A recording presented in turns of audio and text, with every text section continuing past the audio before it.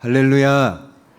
우리 7월 첫째 주 맥주 감사주일 우리 사랑의 교회 2부 예배 오신 성도님들 주의 이름으로 환영합니다.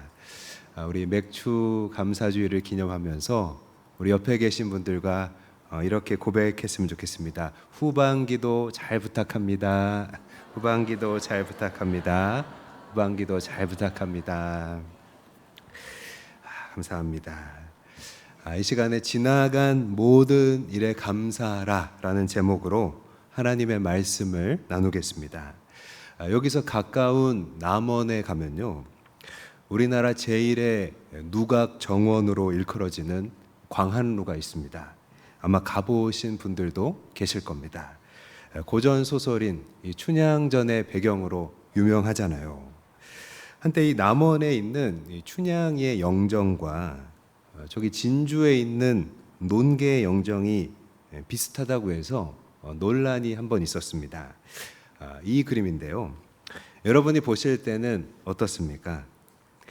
여러분이 보실 때 오른쪽이 춘향의 영정이고 왼쪽이 논계인데요, 좀 비슷하게 생기기도 했고 특히 무표정한 느낌, 그 분위기가 왠지 닮아 있는 것 같죠. 아마 원본을 모르는 사람에게는요, 바꿔서 왼쪽이 춘향이고 오른쪽이 논계다라고 말해도 잘 구별하지 못할 만큼 비슷한 느낌이 있는 것입니다. 지금은 작고 하셨지만 우리나라 대표적인 인문학자셨던 이어령 교수님은요, 이 두 가지 그림 사이에 공통점을 가리켜서 한국적인 무표정이 여기 들어있다, 그렇게 정의했습니다. 더 나아가서 우리 한국인들은 대체적으로 표정이 다양하지가 않고 그것을 잘 드러내지도 않는다고 그렇게 분석한 것입니다. 여러분, 왜 한국인들은 좀 무표정한 얼굴들이 많은 걸까요? 이어령 교수의 저서인 바이칼호에 비친 내 얼굴이라는 책에 보면요, 이분은 우리 민족이 러시아 그 시베리아 근처에 있는 바이칼 호수로부터 이동해 왔다고 그렇게 설명하는데요, 우리 한국인이 무표정한 이유는 시베리아에서 그 극한의 추위를 견디면서 생존해 왔던 우리 선조들의 DNA 때문이라는 겁니다. 그러니까 한국인의 얼굴에는요, 이 바이칼호의 추위가 서려져 있다는 것입니다. 여러분, 이 견해가 꼭 맞다기보다도요, 분명한 것은 현대를 살아가는 오늘 우리들도 역시 무표정일 때가 많이 있다는 것입니다. 여러분, 그런데 얼굴은 우리 마음의 창문이라는 그런 말도 있잖아요. 무표정인 사람은 어떻겠습니까? 그 마음도요, 무표정인 사람은 마음도 적극적이지 않을 때가 많다는 것입니다. 여러분, 그렇게 충분히 볼 수 있는 거잖아요. 그러니까 무표정인 사람은 그 마음도 쉽게 잘 열리지가 않는 것입니다. 의욕도 갈망도 잘 올라오지 않고요, 가장 중요하게는 하나님과의 관계도 어쩌면 무미건조할 때가 많다는 것입니다. 여러분, 이런 무표정이기가 쉬운 그런 우리를 향해서 하나님이 주신 아이디어가 있습니다. 무엇일까요? 바로 감사하라는 것입니다. 여러분, 감사라는 말은 다양하게 정의할 수 있겠지만요, 저는 이렇게 생각합니다. 나의 오늘이 당연하지 않다는 것입니다. 다시 말하면 나의 오늘은 하나님 덕분이라는 얘기입니다. 이 얘기를 들으면 그 말 자체에는 누구나 끄덕일 수 있을지 모릅니다. 그러나 중요한 것, 가만히 있는다고 해서 자연스럽게 막 감사가 떠오르기는 여러분 쉽지 않다는 거죠. 왜 그럴까요? 일단 우리는 무표정하기가 쉬우니까요. 이 무표정을 신앙적으로 한번 생각해 보면요, 우리 안에 선한 것이 없다는 그 얘기가 됩니다. 한번 생각해 보십시오. 1분이라는 아주 짧은 시간 동안 내 안에, 내 머릿속에 어떤 생각들이 스쳐 지나갈까요? 온갖 죄된 마음과 또 그런 말들과 여러분 그런 생각들이 지나가는 것을 느낄 수 있잖아요. 내가 너무나 악한 존재다. 여러분 쉽게 우리는 지각할 수 있습니다. 일전에 자신에게 모욕을 준 사람을 살해하고 강에 유기한 살인범 장대호 씨가 있었는데요. 그 이유를 묻자 상대방이 나를 모욕했다, 나를 무시했다고 말했습니다. 그리고 나는 미안한 마음도 들지 않는다, 그렇게 얘기했던 것입니다. 여러분, 이 사람과 우리의 차이는 뭘까요? 일상에서 우리 마음을 수없이 스쳐 지나가는 그 생각, 분노를 행동으로 옮겼냐 안 옮겼냐의 차이일 수 있습니다. 그러니까 자연적으로는요, 그냥 두면 우리는 감사하기보다는 이 절망을 떠올리기가 더 쉽다는 것이죠. 그런데 마치 운동하는 것처럼, 여러분 우리가 의도적으로 근육을 쓰는 것처럼요, 나 자신을 움직여서 감사를 하게 되면 나에게 하나님의 위로와 그 능력이 임하게 되는 것입니다. 저는 우리의 이 신앙의 표정이 사도 바울이 말하는 감사의 기도와 연결된다고 생각해요. 여러분, 우리 빌립보서 4장 6절에서 7절 말씀을 같이 읽겠습니다. 시작. 아무것도 염려하지 말고 다만 모든 일에 기도와 간구로 너희 구할 것을 감사함으로 하나님께 아뢰라. 그리하면 모든 지각에 뛰어난 하나님의 평강이 그리스도 예수 안에서 너희 마음과 생각을 지키시리라. 아멘. 여러분, 감사하면요, 굳어있던 우리 마음이 풀어지게 되고 표정이 생기게 되고요, 하나님을 어렴풋이라도 보게 된다는 것입니다. 그러니까 감사가 하나님과의 관계를 가깝게 만드는 줄 믿습니다. 여러분, 그래서 이 감사하라는 것은요, 어떤 도덕적인 훈화가 아니고요, 하나님께로부터 온 명령이라는 것을 오늘 우리가 기억해야 한다는 것입니다. 하나님과의 관계를 지키는 통로가 여러분 바로 감사인 줄 믿습니다. 특히 하나님께서는요, 당신의 백성들에게 적어도 1년에 3번은 의도적으로 감사하라, 그렇게 말씀하셨던 것입니다. 여러분, 그 3번이 언제일까요? 먼저는 무교절입니다. 그러니까 6월절의 다른 이름이죠. 이 무교절에는 이집트 땅에서 종으로 살다가 그 이스라엘 백성이 해방된 것을 기념하고 감사하는 절기입니다.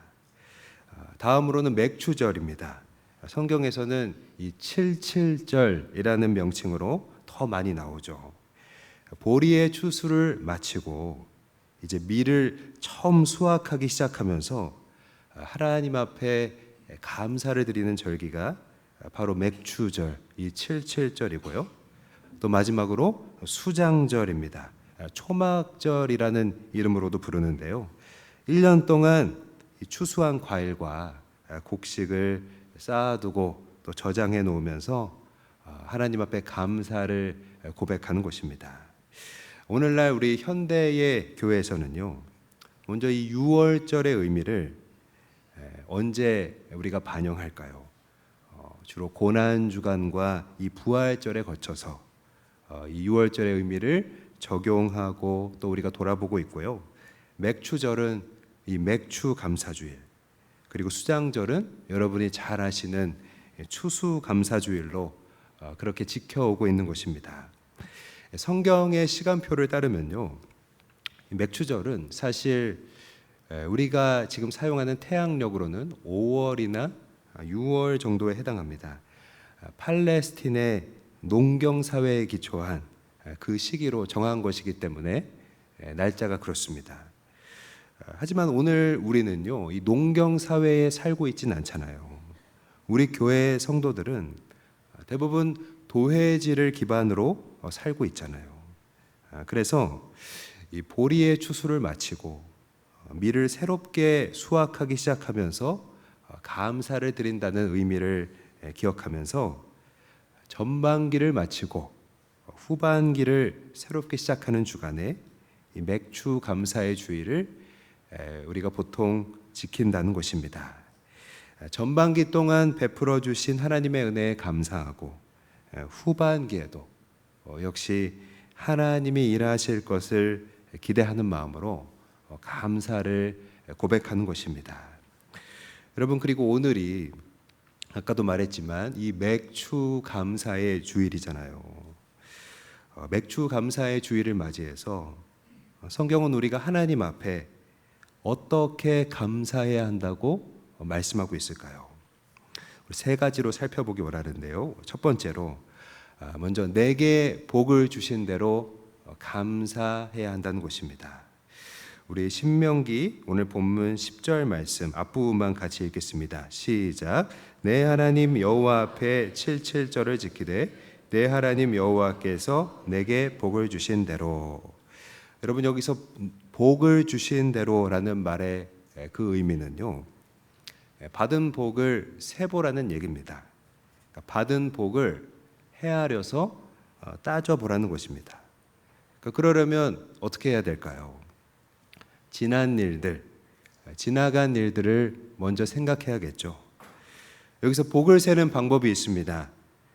그것은 지난 일을 어떻게 바라볼 거냐라는 여러분 그 관점에 달려 있는 건데요.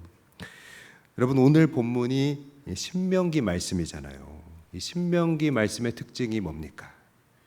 오랜 광야 생활을 이제 마무리한다는 거잖아요. 약속의 땅에 들어가려는 관문에서 하나님이 당신의 백성들에게 주신 말씀이 바로 신명기잖아요. 그러니까 이스라엘 백성들이 여기서 돌아봐야 할 지난 일들이란 광야의 일들이었던 것입니다. 그런데 여러분, 이스라엘 백성이 지난 광야 생활을 돌아볼 때 과연 감사할 일이 그렇게 많이 있었을까요? 힘든 일들이 무한정 반복되고 어려운 조건을 참으면서 그렇게 헤쳐나간 시간이 여러분 이 광야의 때였잖아요. 그런 시간 속에서 감사할 것을 찾을래야 쉽게 발견할 수 없을지 모릅니다. 하지만 우리가 이 신명기 1장 31절 말씀을 같이 한번 읽으면 좋겠는데요. 시작. 광야에서도 너희가 당하였거니와 사람이 자기 아들을 안는 것 같이 너희 하나님 여호와께서 너희가 걸어온 길에서 너희를 안으사 이곳까지 이르게 하셨느니라 하나. 아멘. 여러분, 하지만 지금 읽은 이 신명기 가장 앞의 기록 1장 31절에서 언급하고 있는 것처럼 신앙의 눈으로 보면요, 그 속에서 이 광야의 좋지 않은 조건과 어려운 일들 속에서 하나님이 당신의 백성들을 꼭 안고 오늘까지 인도하셨다는 것을 우리가 깨닫게 되는 것입니다. 하나님이 당신의 백성들을 안고 그 안 좋은 조건 속에서 오늘에 이르게 하셨다는 것입니다. 지난 시간이 마냥 편하거나 좋은 일만 있었던 건 아니지만 그 일들을 거치면서 하나님을 더 알게 됐고 하나님을 더 따르게 됐고 하나님과 함께하는 기쁨을 여러분 맛보게 된 것입니다. 영국의 외교관이었던 W 템플은요, 미래의 축복을 위해서 기도하는 것보다 지금의 은혜에 감사하는 것이 영적 생활에 더욱 큰 진보를 가져다 준다. 아주 적절한 고백이라고 생각합니다. 지난 일들 속에서 우리를 안으시고 이곳 오늘 이 순간까지 오게 하신 우리 하나님께 여러분 감사할 수 있기를 바랍니다. 그 과정에서 때로는 우리 뭔가를 잃었을 수도 있고요. 그 대신 또 얻은 것도 있을 수 있습니다. 얼마 전에 유재석이 진행하는 유퀴즈에 보니까 오랜만에 배우 송일국 씨가 출연했더라고요. 그리고 함께 그의 새 쌍둥이 아들도 나왔던 곳입니다. 이 쌍둥이들이 옛날에 그 슈퍼맨이 돌아왔다라는 프로그램에서 그저 귀여운 아기들이었는데 어느덧 아빠를 너무 사랑하는 6학년 다 듬직한 아들들이 여러분 됐더라고요. 이 프로그램에서 송일국 씨가 그의 우선순위, 살아온 우선순위에 대해서 말했는데요. 1번이 아내에게 좋은 남편이 되자. 2번이 아이들에게 부끄러운 아빠가 되지 말자. 그 다음 마지막 3번이 본인의 일에 충실하자였습니다. 이 짧은 그의 얘기 속에 사실 지난 시간 속에서 그가 잃어버린 것 그리고 얻은 것이 다 들어있었습니다. 송일국 씨는 지금 주연 배우의 자리에서 멀어져 있습니다. 일도 많이 쉬게 됐고요. 오디션 현장도 막 직접 찾아다녀야 하는 중에 있고요. 심지어 시청률 50%를 기록한 그 드라마 주몽의 대배우 송일국인데 오디션에 떨어지는 일들도 허다하다는 것입니다. 그러니까 자신의 일은 생각보다 빨리 그 전성기에서 내리막길을 걸었습니다. 그러나 한편으로는 그 지난 시간 속에서 아이들이 자라나는 소중한 순간들을 지킬 수 있었고요. 또 함께 할 수 있었다는 것입니다. 사랑하는 여러분, 그의 이야기를 들을 때 우리도 어쩌면 비슷한 것 같습니다. 한 가지를 잃으면 모르는 사이에 또 한 가지를, 아니 더 많은 것을 얻게 된다는 것입니다. 그리고 그 결과가 이 신앙의 눈으로 보면요, 하나님께서 우리를 인도하시는 좋은 길, 그 하나님의 그 안아주심의 결과라는 겁니다. 하나님이 보실 때에 좋은 것으로 여러분 우리에게 허락하여 주시는 줄 믿습니다. 이전에 백상예술대상에서 우리 배우 김혜자 씨의 수상 소감이 화제가 된 적이 있었습니다. 대상을 받으시고 너무 감사하셔서 당시에 당신이 출연했던 작품의 대사를 읽어주면서 감사를 전했는데요. 제가 그때 김혜자 씨가 읽었던 대사를 잠깐 읽어드리도록 하겠습니다. 내 삶은 때론 불행했고 때로는 행복했습니다. 삶이 한낮의 꿈에 불과하다지만 그래도 살아서 좋았습니다. 새벽의 차가운 공기, 꽃이 피기 전에 부는 바람, 해질 무렵 노을의 냄새, 어느 한순간도 눈부시지 않은 날이 없었습니다. 지금 삶이 힘든 당신, 이 세상에 태어난 이상 모든 걸 누릴 자격이 있습니다. 후회만 가득한 과거와 불안하기만 한 미래 때문에 지금을 망치지 마세요. 오늘을 살아가세요. 눈이 부시도록. 당신은 그럴 자격이 있습니다. 누군가의 엄마였고 누이였고 딸이었고 나였을 그대에게 이 말을 꼭 하고 싶었습니다. 감사합니다.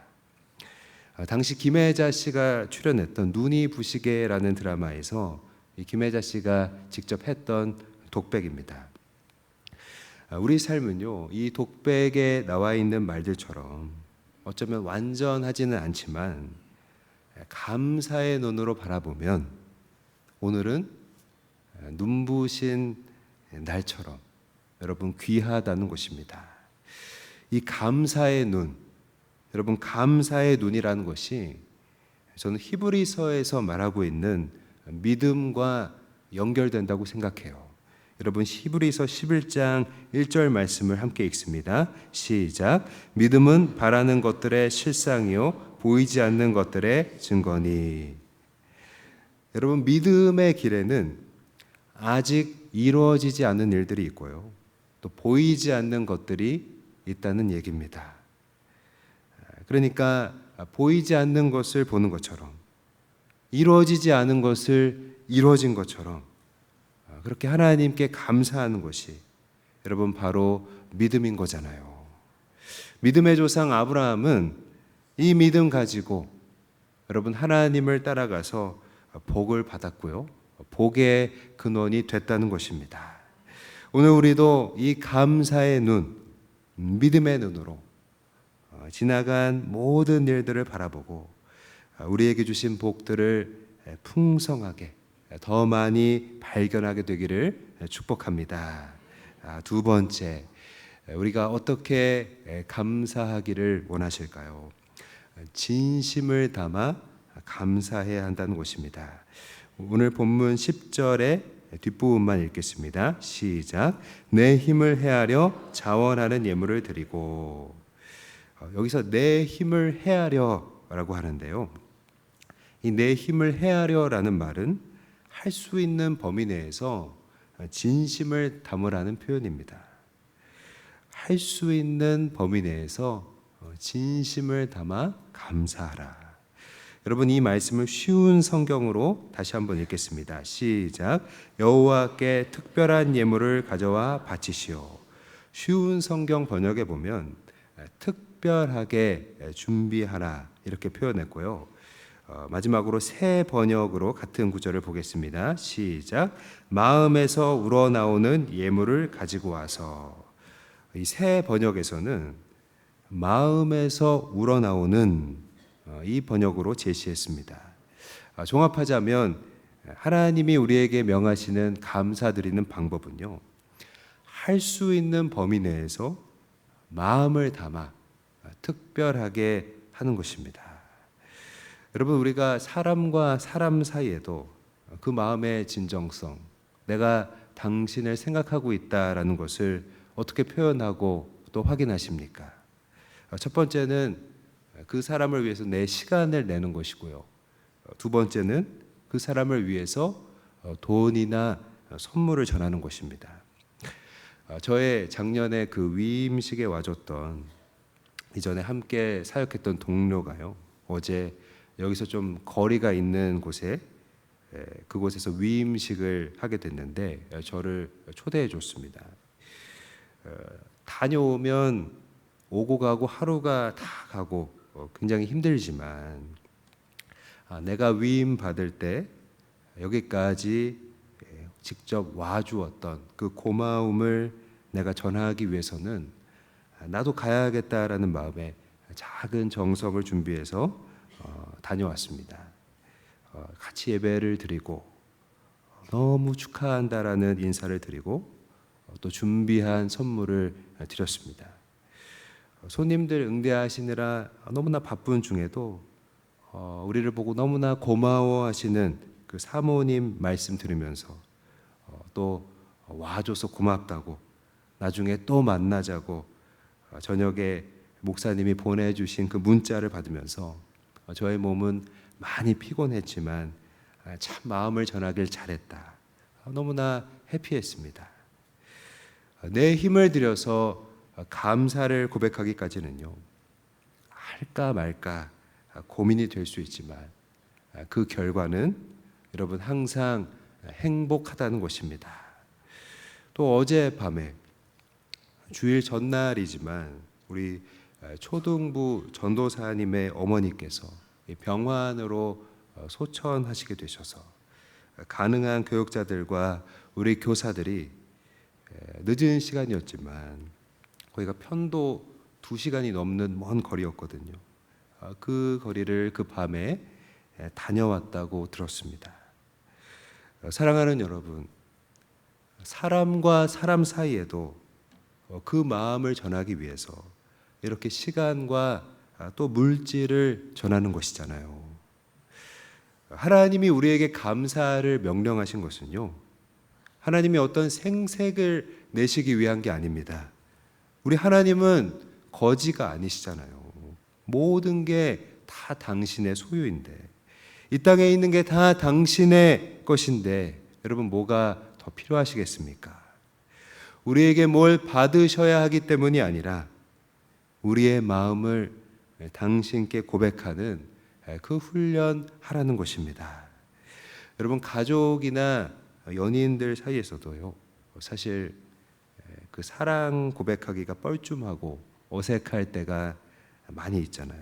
근데 기념일이나 생일 같은 게 중간에 있으면 좋잖아요. 그 김에 평소에 내 마음이 이랬다, 그렇게 고백하는 것이고요. 그 김에 선물도 주는 것입니다. 그렇죠.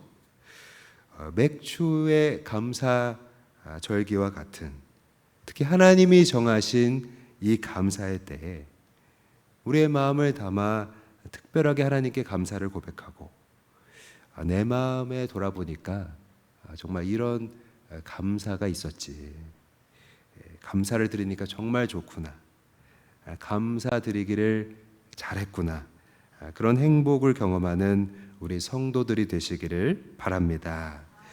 세 번째, 하나님은 우리가 어떻게 감사하길 명령하고 계실까요? 이웃과 함께 감사하라는 것입니다. 오늘 본문 11절 말씀을 함께 읽겠습니다. 시작. 너와 내 자녀와 노비와 내 성중에 있는 레위인과 및 너희 중에 있는 객과 고아와 과부가 함께 내 하나님 여호와께서 자기 이름을 두시려고 택하신 곳에서 내 하나님 여호와 앞에서 즐거워할지니라. 아멘. 여러분, 하나님은 우리가 감사를 고백할 때요, 주변을 돌아보기를 원하셨습니다.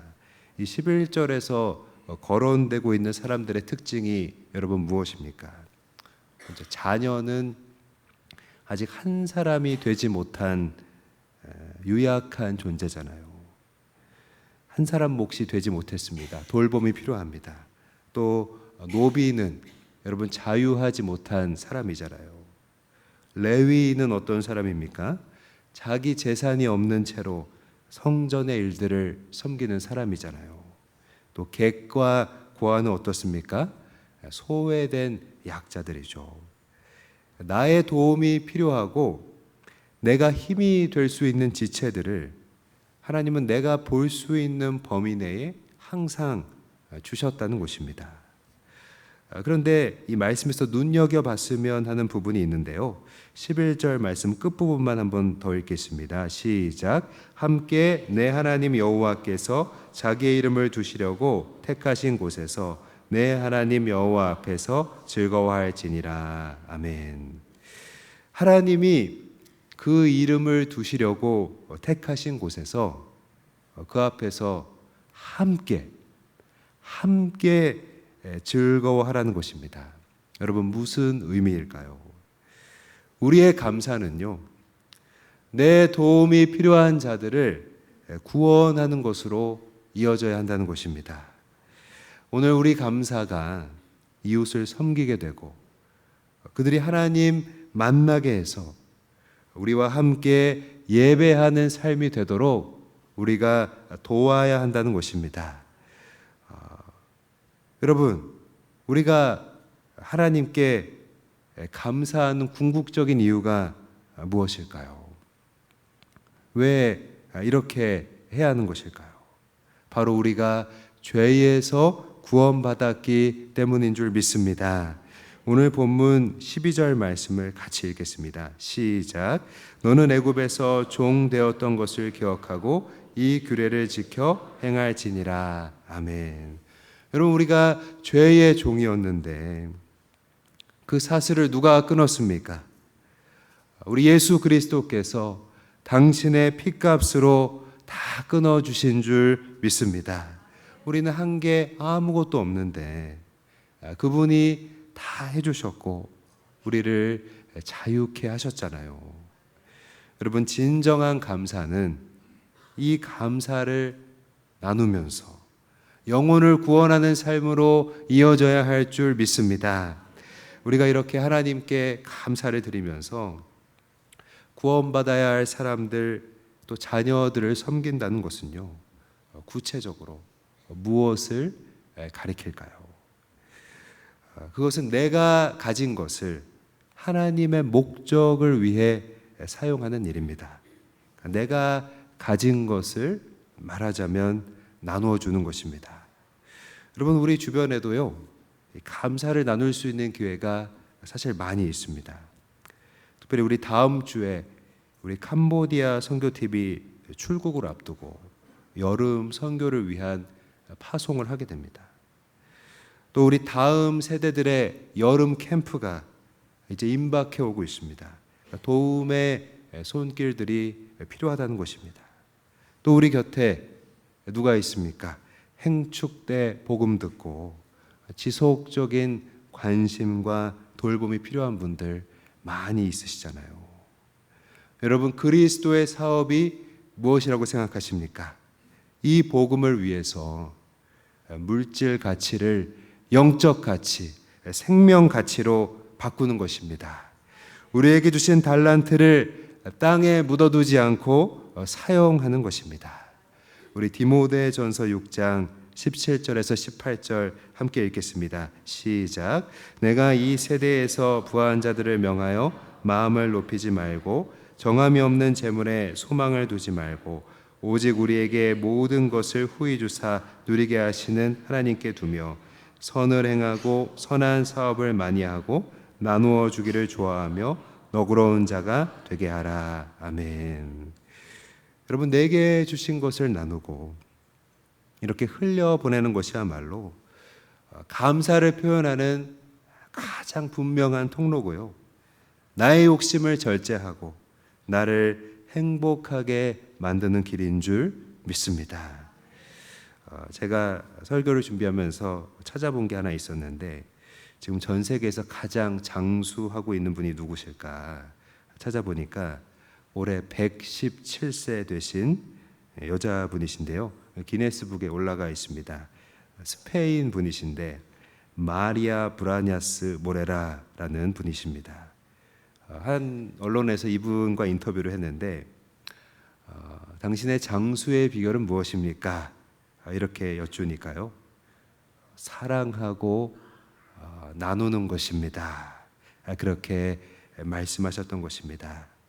할렐루야. 우리 감사를 고백하며 나누고 살리는 그 행복이 우리에게 더해질 수 있기를 주의 이름으로 축복합니다. 말씀을 정리하겠습니다. 어떤 사람이 밤에 산길을 걷고 있었습니다. 그러다 호랑이를 갑자기 만났습니다. 그래서 이 사람이 너무나 놀란 마음에 기도를 했는데요. 하나님, 제발 저를 좀 살려주세요. 그런데 놀라운 것은 호랑이도 기도를 했다는 것입니다. 하나님, 일용할 양식을 주셔서 감사합니다. 여러분, 굉장히 난감한 상황이죠. 동시에 기도를 했는데 하나님은 과연 누구의 기도를 들어주셨을까요?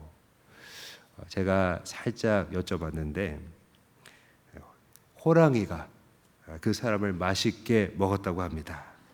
여러분, 그 이유가 무엇일까요? 우리 하나님은 무엇을 해달라는 기도보다 감사의 기도를 먼저 들으시기 때문입니다. 여러분, 그만큼 하나님이 원하시는 것은 감사라는 것입니다. 미국의 위스콘신 대학교에서 심리학과 정신의학을 연구하는 리차드 데이비슨 박사는요, 우리가 의도적으로 웃는 얼굴을 하면 뇌가 자극을 받아서 행복한 마음이 된다. 그렇게 연구 결과를 발표했습니다. 여러분, 여기서 힌트를 얻을 수 있는 게 무엇입니까? 감사는 그러니까 훈련이라는 것입니다. 여러분, 우리가 감사하면 우리 무표정을 웃는 얼굴로, 행복한 얼굴로 바꿀 수 있습니다. 지나간 모든 일들을 믿음의 눈으로 감사할 수 있기를 바랍니다. 내 마음을 다해서 하나님께 특별한 감사를 표현할 수 있기를 바랍니다. 또 이웃을 섬김으로, 이웃과 나눔으로 나의 감사가 영혼 구원으로 이어지게 되기를 주의 이름으로 축복합니다. 더 큰 감사로 인도하실 우리 하나님께 영광의 박수 올려드리겠습니다.